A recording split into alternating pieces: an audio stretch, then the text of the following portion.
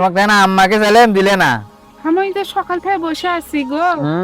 আসসালামু আলাইকুম বন্ধুরা, কেমন আছেন আপনারা সবাই? আশা করছি সবাই অনেক ভালো আছেন। আলহামদুলিল্লাহ আমিও আপনাদের দোয়া ভালোবাসাই আর আল্লাহর রহমতে ভালো আছি। তো আব্বু আম্মাকে খাইতে চাইছে, এই জন্য আমি ছাদের উপরে আজকে আম নিয়ে আসলাম। এগুলো আম আমি আব্বুকে মাখা করে দেব। আর আজকে রাতে ঝড়ে অনেক আম পড়ছিল, এই জন্য আম্মু আমগুলো কুড়ে নিয়ে থুছিল যে আব্বুকে আম মাখা করে দেবে। কিন্তু আম্মু তো কাজে অনেক ব্যস্ত, এত ব্যস্ততার ভিতরে আব্বুকে কিভাবে আম মাখা করে দেবে। তাই ভাবলাম প্রত্যেকবারের মতো এইবারও আমি আব্বুকে আম মাখা করে খাওয়াই, কারণ আমার হাতের মাখা খাইতে নাকি আব্বু অনেক পছন্দ করে। এই জন্য বেশি দেরি না করে আমগুলো নিয়ে আসলাম, আর এখন আমি আমগুলো ধুয়ে নিচ্ছি। বন্ধুরা, এদিকে আমার আমগুলো ছিলে নেওয়া শেষ, আর আমগুলো পলে নেওয়া শেষ, আর এখন এটা আমি ভালোভাবে লবণ মরিচ দিয়ে ভালোভাবে মাখবো। আর আমার কাছে তো শুট মরিচ নাই, তাই আজকে কাঁচা মরিচ দিয়ে আমি আমগুলো মাখবো। আর আমরা কিন্তু বাড়ির ছাদ থেকে এইভাবে টাটকা মরিচ তুলে তরকারি রান্না করে খাই।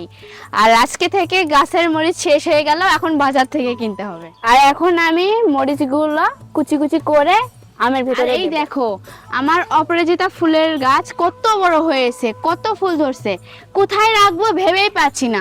তারপরে বস্তা করে এখানে এনে রাখছি। তো অনেকে এটাকে নীলকণ্ঠ ফুলও বলে। এখন আমার মরিচগুলো কুচি করে আমের ভিতরে দেওয়া শেষ।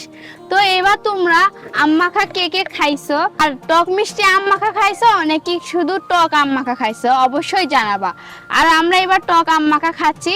আর হাতের কাছে যেহেতু আমাদের চিনি নাই, এই জন্য আব্বু বলল এইভাবেই মেখে দিতে। আর এখন আমি এটাকে ভালোভাবে চটকে চটকে মেখে নিচ্ছি, কারণ হাতের মাখার মাঝেই আম মাখার মজা লুকিয়ে আছে। তো মাখাটাকে আমি ভালোভাবে বের করে নিয়ে আসছি যেন স্বাদ হয়, আর আমার আব্বু চিনি ছাড়াই যেন চিনির স্বাদটা পেয়ে যায়। এই যে ফাইনালি আমার আম মাখাটা হয়ে গেল। আর এটা এখন আব্বু খেয়ে টেস্ট করে বলবে যে এটার স্বাদ কিরকম হয়েছে, আর তার কাছে প্রথমবার এই বছরের আম মাখা খেতে কেমন লাগলো। যারা এই বছর আম মাখা খাননি, আমার তরফ থেকে আজকে তাদেরকে আমি আম মাখা খাওয়াবো। তো আপনারা আসুন, ক্যামেরার ভেতর দিয়ে লাফ মারে এই পাশে আসুন, আমি খেলাই। আসেন, এভাবে তো খাওয়া যাবে না, খেতে হলে নিজের বাড়ির আম মেখে খেতে হবে। তো আমি একটু খেয়ে দেখি কিরকম হয়েছে। আম মাখা তো বরাবর সবার কাছেই ভালো লাগে, আমার কাছেও লাগে। যেহেতু টক আম, খুব টক।